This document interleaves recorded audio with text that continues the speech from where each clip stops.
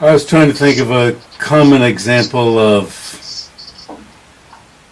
afflictions untying, afflictions being left aside, like the untying of the knots that someone is tied in a long snake.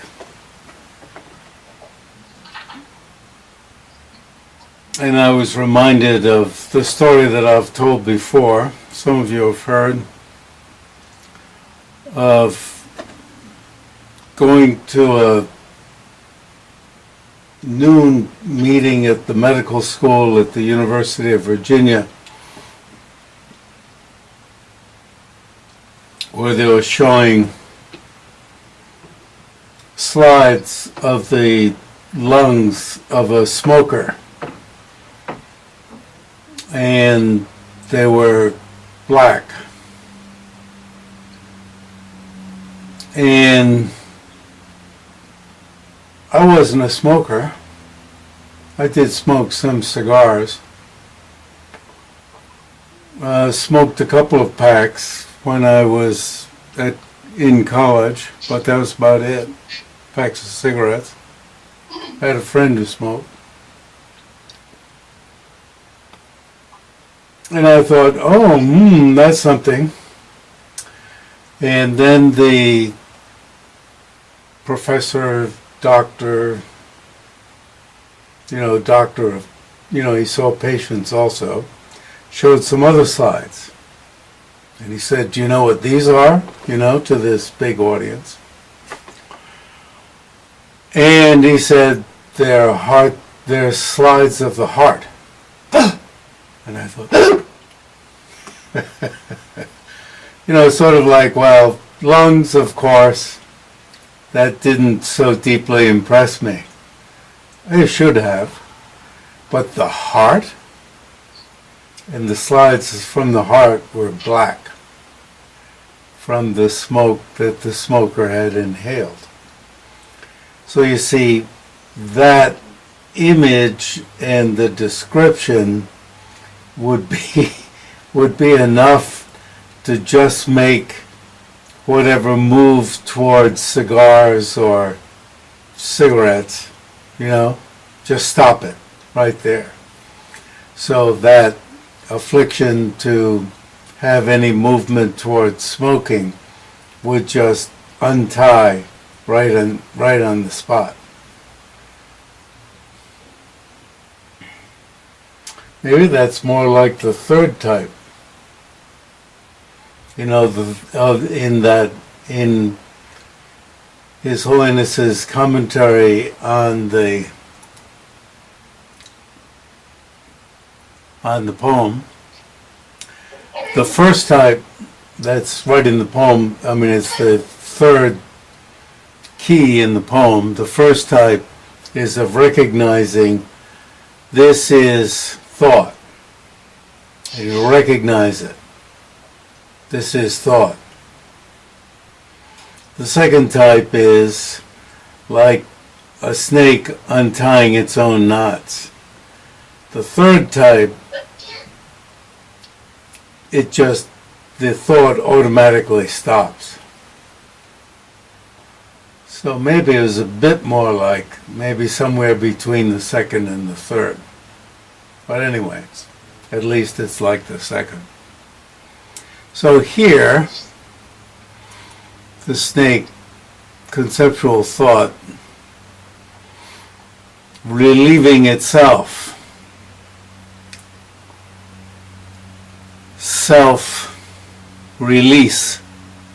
But relieve is pretty good too. I don't mean as a translation, but as a different word, relieving itself. When that happens, then beginning from today, the waves of conceptual thought naturally come to a standstill.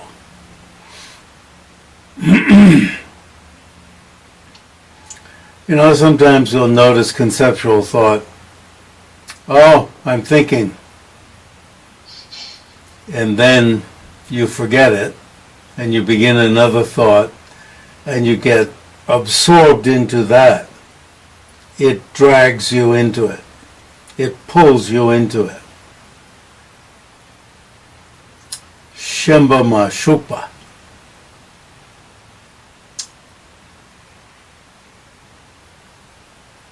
Involvement gets pulled into it. We don't decide for it to get pulled into it, quite, most of the time.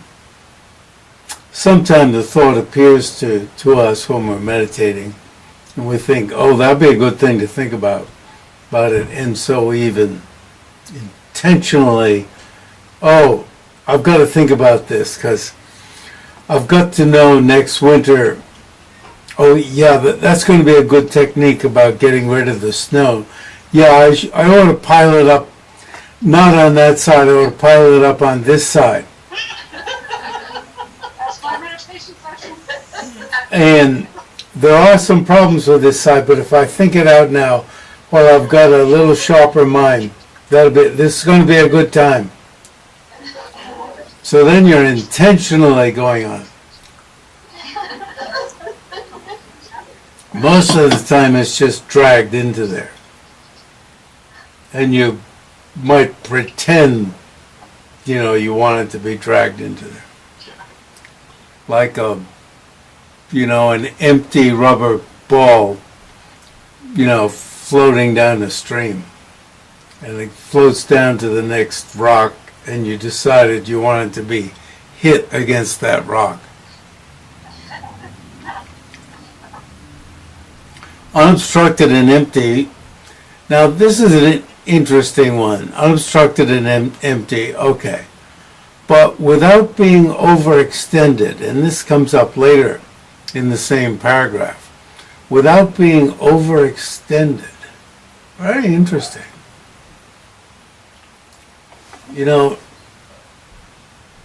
He's saying this empty mind, when you're meditating, can get overextended. It's like an elastic being snapped. Stretched too much. Being overextended. Very interesting. This state of union is blissful, but without being overextended.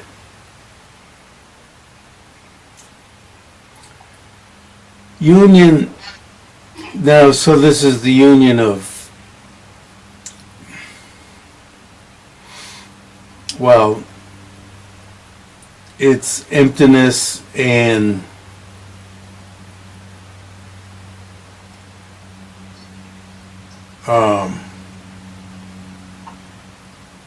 Yeshe. Yingdeng Yeshe Nisu Ma. Pristine wisdom, but also, since he's just said blissful, not something new and something old joined together.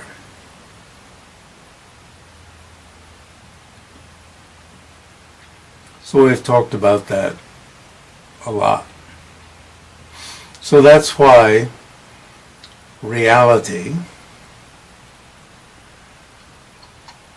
here in Nyingma is depicted as, or in this system, is depicted as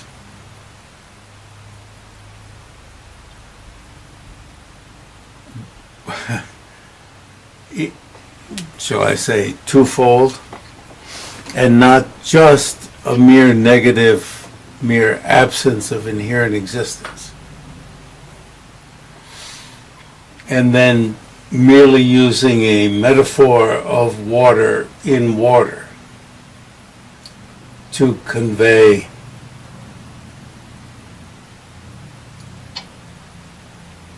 the final state. Rather, the system is built on this inherent union. Now, inherent just means this is the nature. Doesn't have to mean this other term, inherently existent. Doesn't have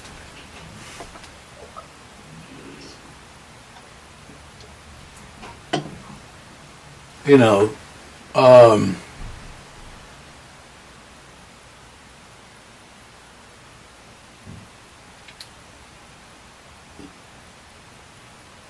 Siben. What is Siben? Hot pepper. Hot pepper is hot. Its nature is hot. So that's its nature. Water is wet and moistening. That's its nature.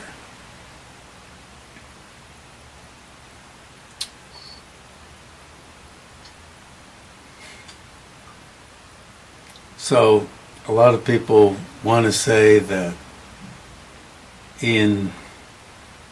that there are no definitions, nothing has any nature.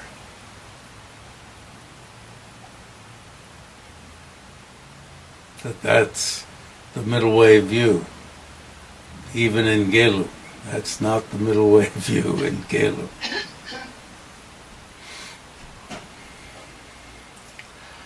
The self-arisen nature of phenomena is understood to be free from views. Free from the view of Dzogchen, free from the view of the great completeness. Right? You have to understand what view means. The expanse of emptiness and pristine wisdom are not, you see here it is, overly vast, and thereby lacking. If it were overly vast, stretched too vast. Very interesting. This is a palpable term. And thereby, if it were overly vast, it wouldn't have the spontaneous establishment of the qualities of a Buddha. It wouldn't have this spontaneous nature. It would be stretched too thin. It would snap and break like an elastic.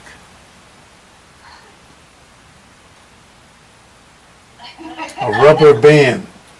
A rubber band, if you stretch it too much, it breaks. So this elasticity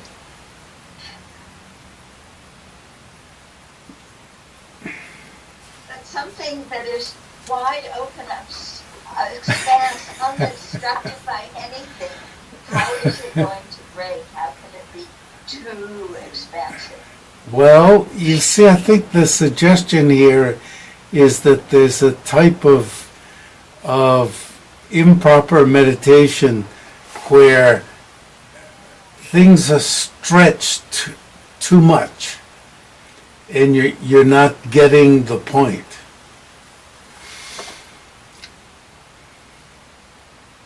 This comes up a lot, or at least, yeah, it comes up a lot. But here it says not your meditation is too expansive, but the expanse of emptiness and wisdom are not overly vast. Are not overly vast, yes. And I think, to become in a container. yeah. I remember His Holiness speaking within Gelugpa terms of that there can be a sense of size. And he was wondering about that. And it can have something to do with the constituents of the meditator. They are not extended to the point where they need to be pieced back together. It's really fantastic, isn't it? You see, this is why I say the philosophy and psychology are being mixed together here. Nor are they partial, since they are the one pervasive sphere of Buddha wisdom, the one great spontaneous pervasive entity. If, and here she wants to say, Well, if it's the one great, how could you stretch it too much? So you see, that's why I say this points to the fact that it's talking about meditation and something that can happen to your meditation. This view has abided from the very beginning, obscured by actions and predispositions, which, when peeled away, leave just this immutable view.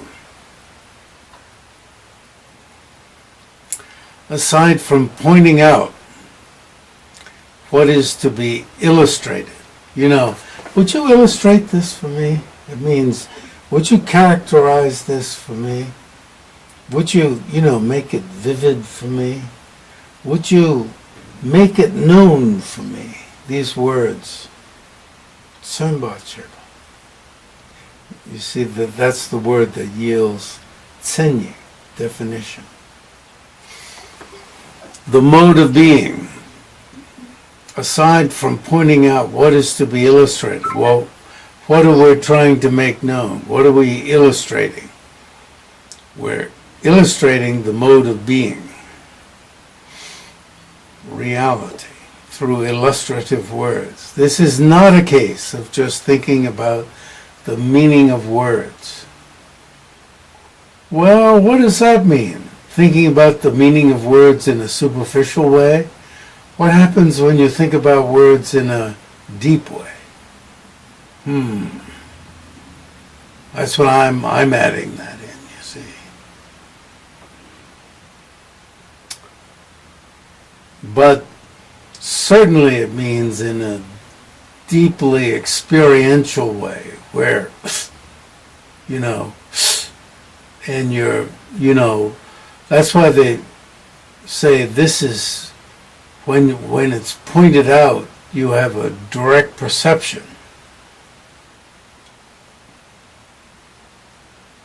of what's being pointed out. However, in dependence on these signs, on this communication, you can actualize the mode of being of your own mind.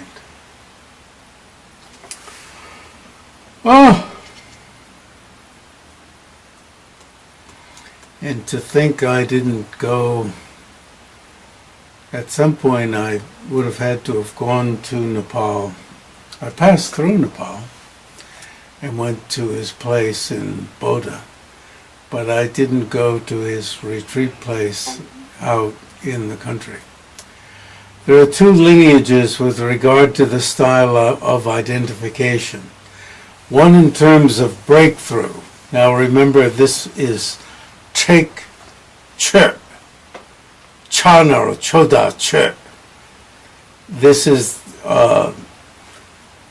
built from the same word as Je, but the Je, that most people pronounce as Che, but sorry. Breakthrough, means cutting. Take is the hard, and Che is cutting through the hard. Hard cut. If you translated it in the order of the Tibetan, hardness cut. Cut the hard.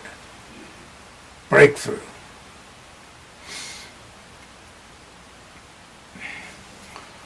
So if you're going to break through something, you must be breaking through something that's hard. It'd be nice to have the word, the hardness, the tekpa. As I mentioned earlier, when Dujo Rinpoche came to New York in one of his trips, I wasn't there, but I listened to his teaching. And he said the equivalent of, poor you pathetic people, you see everything as hard.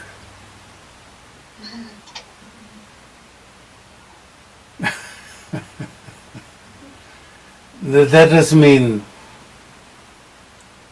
you're experiencing all these teachings as difficult to penetrate. That's true enough. But what he meant is everything that appears solid, concrete. Manjushri is holding a sword. One of the meanings, this is one of the meanings of it. But everything is excessively concrete. And one in terms of spontaneous leapover.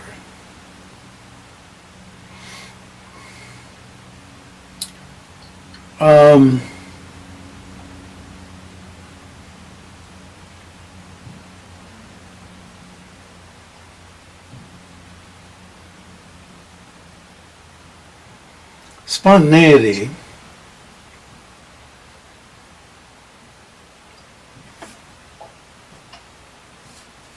refers to the potencies of the mind for appearance. Leapover, as far as I'm concerned, is difficult to nail down. Certainly there are leapover meditations like in the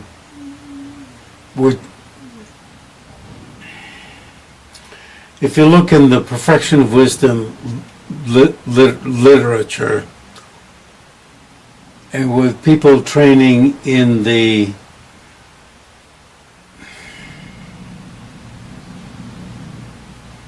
eight, well, let's take the eight,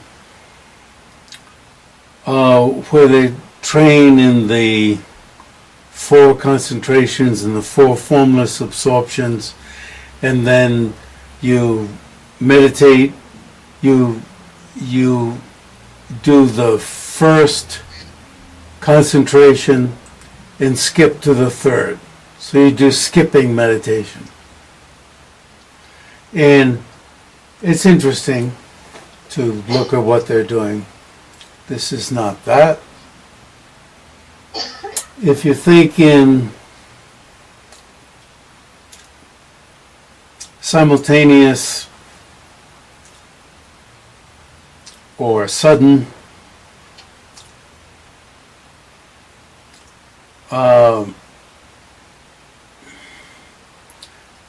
I'm pausing because,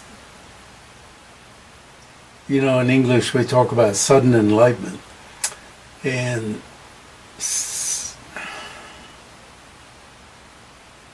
I'm trying to think of whether it's simultaneous enlightenment in Tibetan, whether the word enlightenment is there. Anyway, the simultaneous and the gradual paths. Simultaneous means you pass through a number of paths. You're a common being, and you sit down and with your Lama, and you rise, and you're a Buddha. Or you rise and you're at the path of seeing. So you're passing through a number of levels, like a arrow passing through a number of pieces of paper, a number of.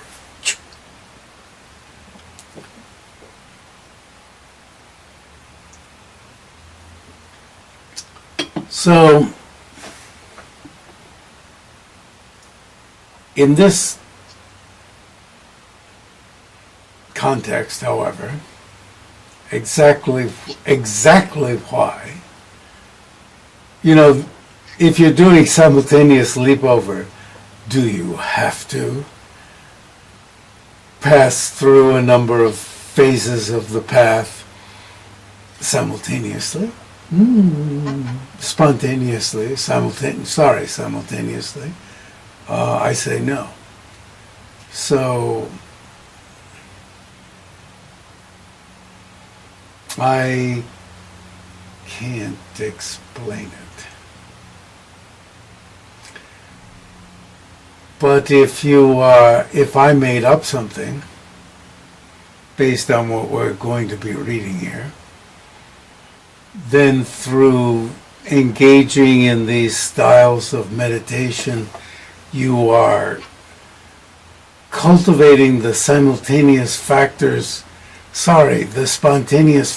of the mind. You're cultivating them in a special way so that you develop them quickly. Now, that's how I'd make it up, but I'm making it up.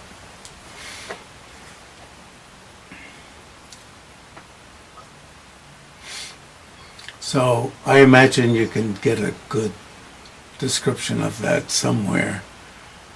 But if you have to subject it to analysis.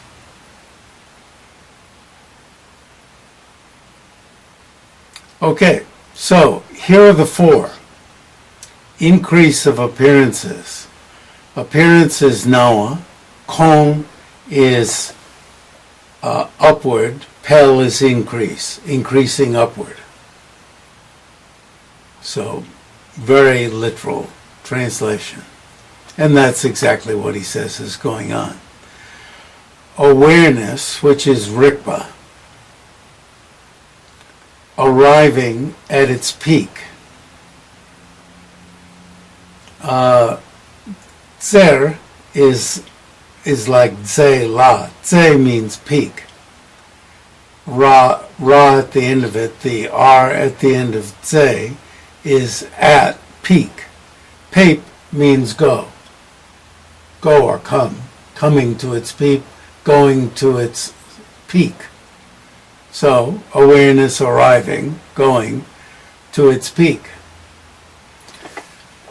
Your awareness, I wouldn't put intrinsic awareness. I don't see any need to say intrinsic awareness. This is just your mind. You know, you're increasing appearances, and then they're really flowering. The capacity for appearances is increasing to the point where you're at the peak of these potencies of appearances at their ultimate. I don't mean ultimate truth or anything like that. Extinguishment in the noumenon, in reality. Extinguishment of those appearances, they're disappearing into emptiness, into reality. Chunyi is dharmata, the noumenon. Seba is extinguishing. Sesa. Chunyi sesa. Seba or sesa. Sa is place, extinguishment. Place of extinguishment.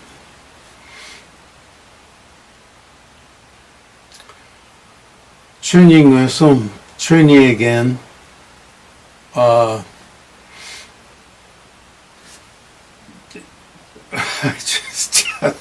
Noumenon, direct perception of the noumenon. So these are the four. And he's going to say that if you're practicing spontaneous leapover, Flundrup Turgel. Flundrup, so the second one was spontaneous leapover. Flundrup is spontaneous. Leapover is Ter, gel. Ter is skull. Gel is like jump over, leap. Leap over the skull. You know, leap over the skull. Leapfrog, like leapfrog. A spontaneous leapfrog.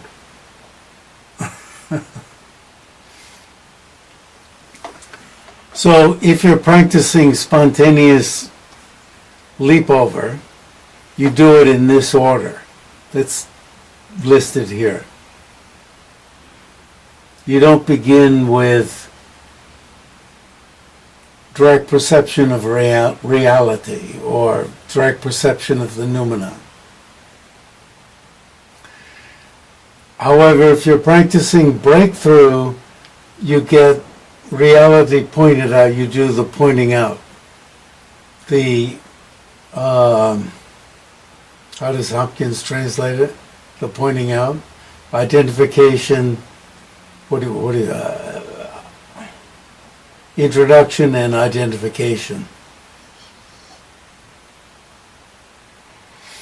That, the fourth one goes first, then the second, then increase of appearances, and then you just do the other, you do the other three in that order. Now I've seen somebody explain in a book somewhere the exposition of breakthrough where those three are jumbled. I can't make any sense of those three jumbled. And they make such good sense in this order: increase, arriving at its peak, extinguishment in reality. In that order, also for breakthrough, that I wasn't able to understand it except in the order that Sangpo did it, but you know, I'd be open to somebody else trying to explain it in some other order. You know, Nyingma is a vast system with many different teachers, but so number 4 when breakthrough gets put as number 1, which is what we've been talking about all along. And then the potency for appearances has to be developed. So then what's listed here as number 1 has to become number 2, 2, 3, and 4. So the two sides of the mind, however you do it, have to be developed.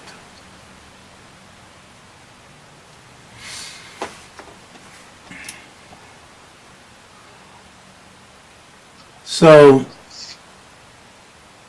it's of some interest, but I don't know why he listed them in terms of spontaneous leapover. Breakthrough, Gada Trikcher, Lundrup Turgel, is maybe in terms of euphony, that's how they get listed. Breakthrough, and then spontaneous leapover. And then why the 4 get listed according to the second one. But then he switches back to talking about breakthrough, okay? We just have to follow. When identified in terms of breakthrough, the essential purity. Now the order in Tibetan is essential purity breakthrough. Gata teacher. Essential purity breakthrough. But I felt the euphony in English would be better as breakthrough, the essential purity. Gata. Essential purity, remember, is pure from the letter Ga, pure from the letter A. When identified in terms of pure from the letter A breakthrough. Okay? You with me? Breakthrough, pure from the letter A, essential purity. I'm leaning more nowadays to just say pure from the letter A, rather than trying to make it easier by saying essential purity. The Lama begins with identifying direct perception of reality. So then almost you want to say, well then why didn't you put that first? So I was thinking, well, maybe we should repeat.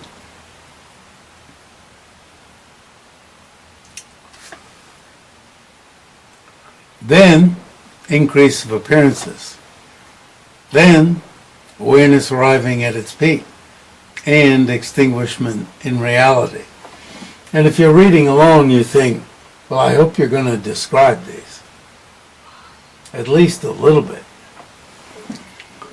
This mode begins with identification of the reality of emptiness.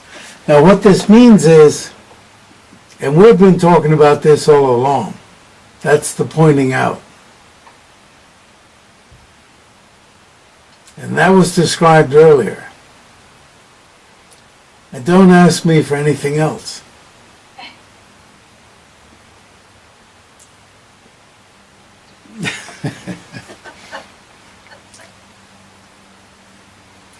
The truth body. And I was sitting here earlier this morning thinking, oh yeah, now what do we call the truth body nowadays? We call it the what was it? The body of attributes. But that a little bit here kind of throws you because the point here is emptiness, right? And as Venerable was saying, well, really, it's the mind, and then that leads you to emptiness.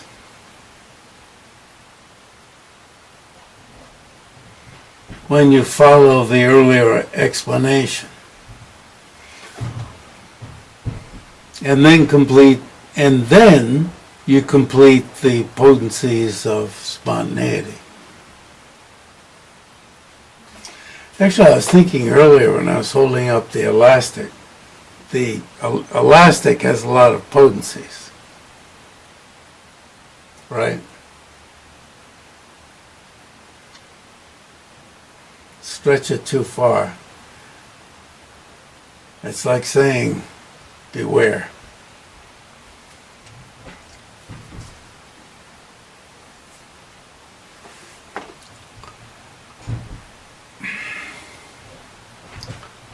Beware of thinning it out and turning it into a mere, a dead emptiness. Remember in Zen, we talk about this isn't a dead, don't turn yourself into something, some sort of dead emptiness.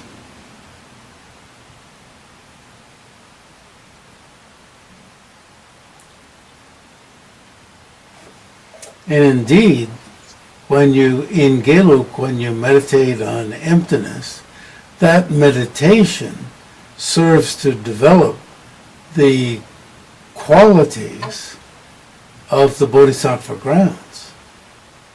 That's why it's called the Buddha nature. Meditation on it.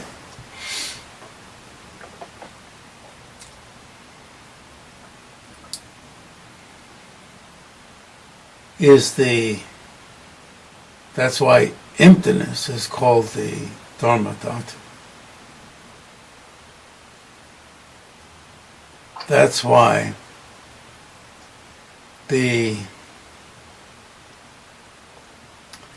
God, I get mixed up in these languages.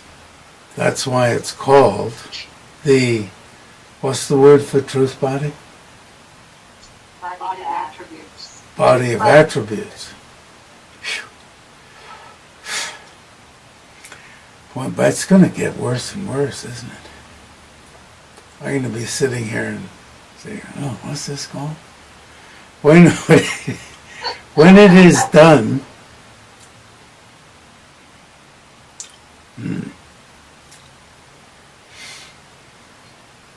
in terms of spontaneity and leapover, Lundrup Turgal,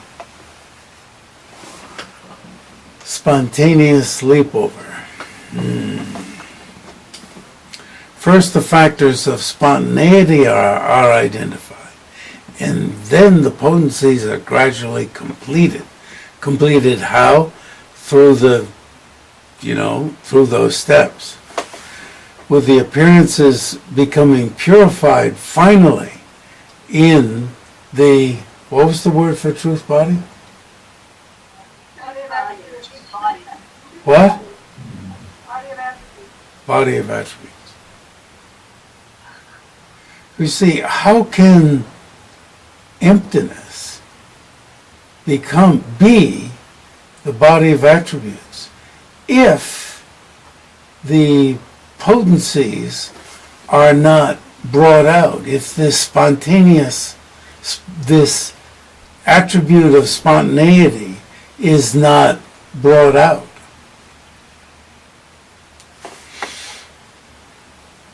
Which is accomplished in the perfection vehicle through the fantastic development of merit. And therefore, for us to become more developed, we have to develop love, compassion, the altruistic intention, become enlightened, and the deeds that are induced by this. You see, these deeds are developing.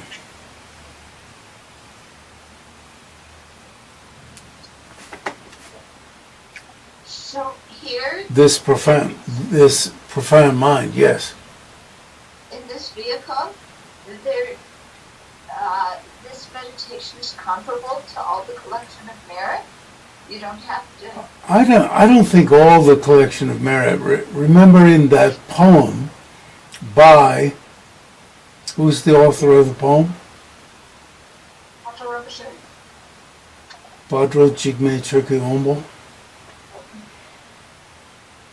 I mean, you say pretending to be erudite by adding something to your identification. It talks about engaging in the shared path. So, in other words, I paid attention to your word all. Yeah. The shared path is needed. The reason for these two styles is that there are two modes of appearance.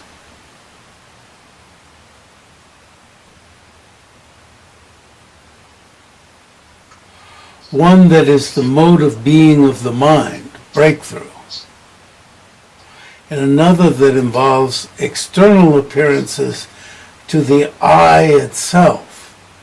Now here is indicating that these appearances are not merely mental appearances, appearing to the mental consciousness, but these appearances in the practice of spontaneity occur to the I consciousness also. Initially, so now he goes in and he talks about, Now it goes into talking about the spontaneous leapover. It is difficult to cause your awareness or mind to increase. Rikba'am sem. To increase. He's talking about the difficulties. But then when they've appeared, it's difficult. Well, and when they've appeared, you know, for some,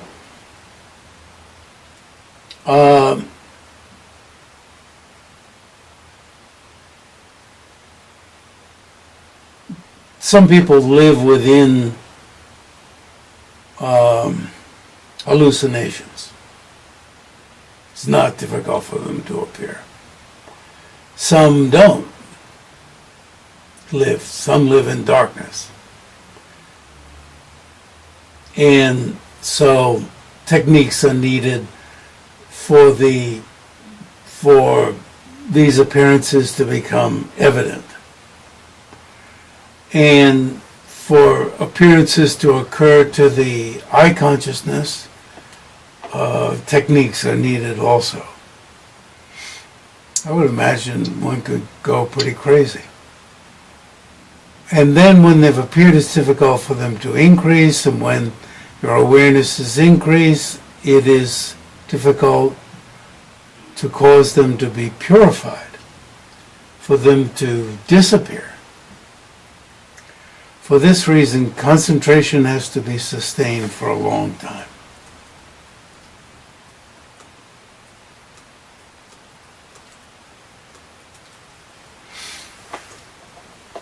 Then he switches, even for those relying solely on the factors of essential purity and breakthrough. Gata Trekche, pure from the letter A, breakthrough. Breaking through the, got a word? Cement. The Lama initially points out the peaceful, what? Beyond all conceptual proliferations, the pointing out, right? And when this is cultivated, the potencies of experience and realization gradually shine forth. Thus, even here the potencies must be completed. So you have to go through the remaining 3 levels. Then he switches back over to leapover. I say he who put this story together, listening to various teachings, and he made a Reader's Digest version. Probably people nowadays don't know what the Reader's Digest is, although it still appears in bookstores. In leapover, identification of reality is made, and the word should be after the potencies have shined forth.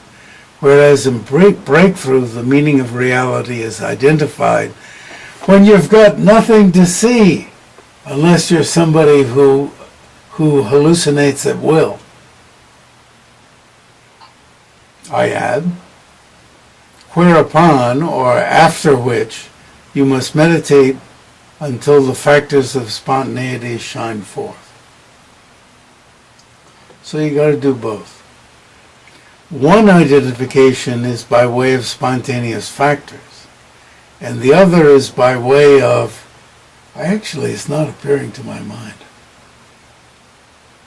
What? The body of attributes. If the one proceeds up from the bottom, well then why didn't you list it first? And the other down from the top. Or have I got it right? What's up from the bottom mean? Seeing reality first? The other down from the top? I don't know which is which. But since both accomplish the same purpose, there is essentially no difference. Both systems can be presented to a student to determine which will be most conducive. Wow, wouldn't you like it if your Lama knew which was better for you? But then, of course, if the Lama was just pretending to know, that'd be terrible.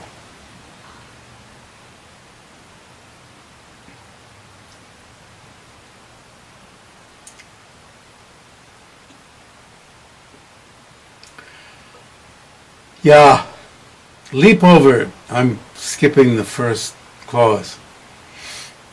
Leapover begins with identification of a divine body and wisdom. Divine body? And wisdom? Why did he say that? I'm confused.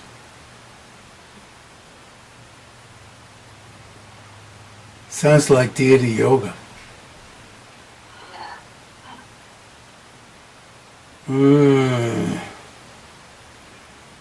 Anyway. Okay, we can skip to the next. The next sentence is clear. And then he gives us, sort of dangles in front of us something I'm incapable of explaining, except for one a little bit. There are 4 modes of instruction for completing potencies: white, black, red, and yellow. Has anyone published on these? Somebody must have, some. Does Germano have anything? White, black, red, and yellow, related with the colors of the elements. The black instruction, he talks about the black instruction because this is he has this transmission. He practiced it himself, and he built such a retreat place, as I understand, in Nepal.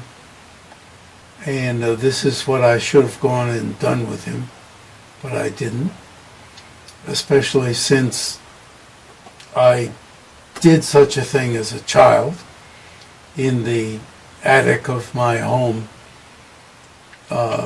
in Barrington, Rhode Island, and in fact had some success as a child. I had some success, and then also in college transformed my room into a black retreat. Somehow knew how to do it, which I've talked about before.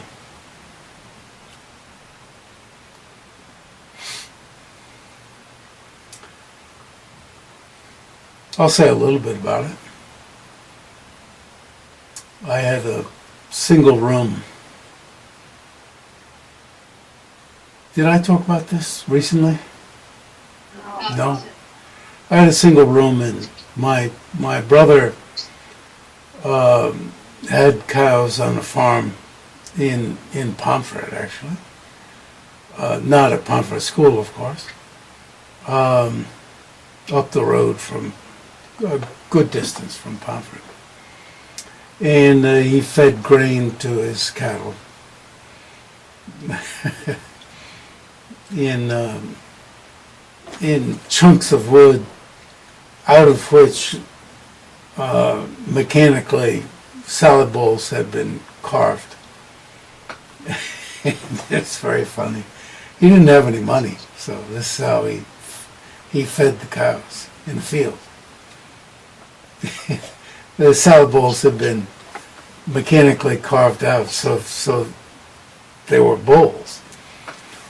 And so he had these grain bags, empty grain bags, which I washed, and I knitted them together to make a rug for my my one-room dorm room, so that I had the whole floor. This was my rug. And it had a bay window and then windows, crank windows on the side. And I used, I think, bags. Also, it had Venetian blinds on the windows. And I could crank the windows open, but use these to let air in without letting in any light. And I took thin pieces of plywood from the lumberyard and covered the bay window. And I let no light at all into the room. Utterly, not a sliver of light. So I made the floor comfortable and eliminated absolutely all light. And instead of sitting in the room, I would lie down on I don't know what I did with the bed. The mattress was on the floor. And I would lie down without moving on the mattress on the floor. And I managed to stay awake and pass through the level of pain from not moving, staring into darkness. And it's quite interesting. I had earlier, when I was living in a cabin in North Hatley in Canada between my junior and senior years, for 6 weeks I'd walk up which was pretty much a cliff. It was pretty much, pretty steep. Up to the top, there's a plateau up at it's quite a distance, somewhat of a distance. And I started staring at the sky, lying down in the field. Started there. Earlier, I'd done some staring out at a lake in Vermont after I left college. Well, and then it stared at the sky on a freighter going to Tahiti, 10 days from the Panama Canal, but 45 days out of New York. So I'd done out in the Pacific for 10 days, and then in North Hatley in Canada, and then in Oklahoma, blah, blah, blah. And so I'd done a lot of sky meditation. And on the banks of the Charles in Cambridge. And then staring into darkness. And this had awakened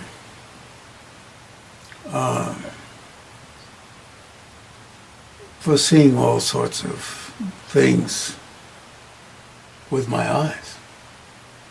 In the darkness, in staring into darkness, which was different from what I did as a child. Anyway, what I did as a child was different, which actually opened up deeper experience. Okay. So what Sangpo talked about was getting to the point which actually is what I did as a child, where you would be released into light, such that if you stood up, you would think you could stand up, such that you'd hit your head. Because you'll be released into just light, and you'd hit your head. Yeah, anyway. So I should have gone but I did not. I think probably because I didn't think my health could take it. The black instructions retreat in darkness. So this is why he goes into detail, because this is his transmission. The transmission he received. Every day of which involves specific identifications. The text set forth specifications for the retreat house so that food can be taken. Nobody gave me food. Instructions given and so forth. Nobody gave me instructions. Without the least entry of light and allowing varieties in the circulation of air. I got circulation of air. I was able to do that, depending on the nature of the meditator. Retreats range from a week to 21 or even 49 days. His retreat was interrupted by the army. It was in Sikkim. And he was worried about what would happen to come out so suddenly. But nothing happened. Fortunately, he said. Because he was forced to come out by the soldiers. Once the appearances begin, they are increased greatly, much like dreaming. And then you can read it. You think they might even hurt the eye.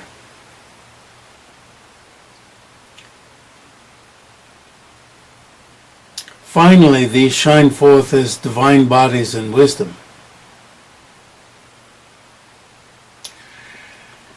And there's a lot of instruction. And whether you look at these from the side, whether you're looking, and unfortunately I've never received these. And then I say the teacher, instead of he or she, the teacher points out what it is he or she. He had a female teacher in Tibet. The teacher points out what physical conditions give rise to specific appearances, how to increase the potencies. In short time, they see rainbows, drops, suns, moons, and various creations. Ultimately, you see inconceivable, unlimited appearances. And he said, like looking at movies. Then once these potencies have been brought to fulfillment, they, meaning the appearances, begin to reduce.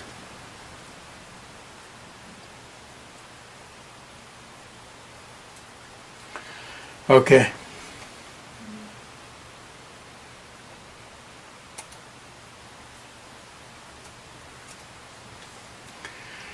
Too bad he's no longer around.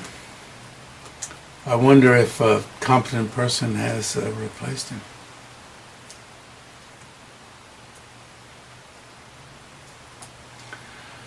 Cool, eh?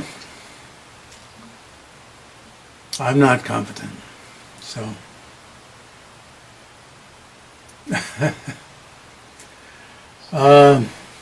Anyway. Oh, one thing I wanted to pass along is when I talk about liberation through detail, I don't mean liberation from cyclic existence or the great liberation of Buddhahood. What I mean by liberation through detail is liberation from bias.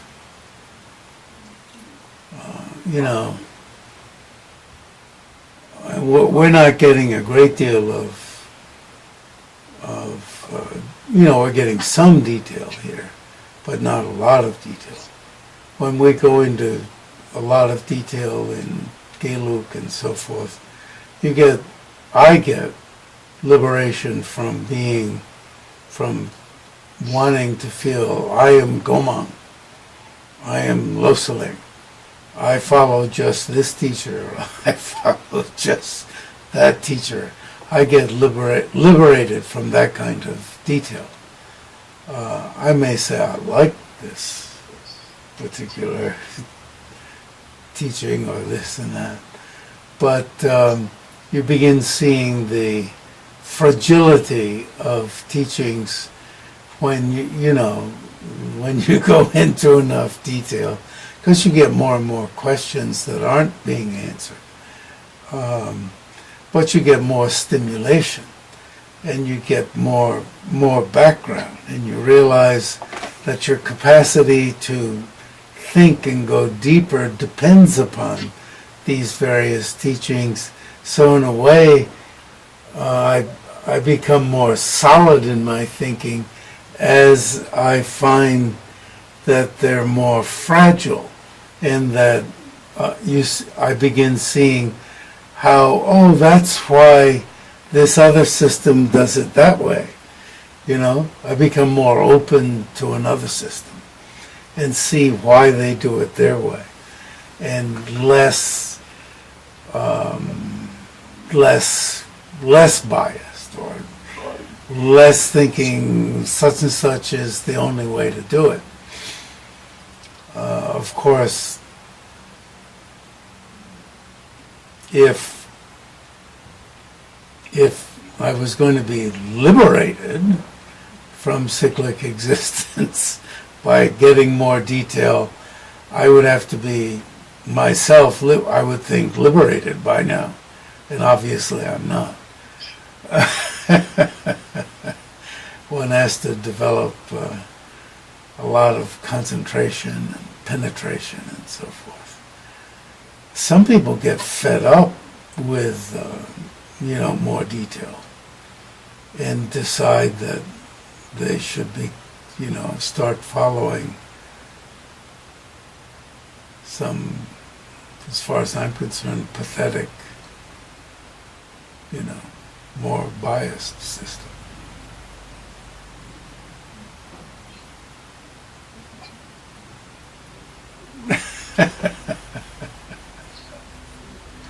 Anyway, so that's not what I mean by liberation.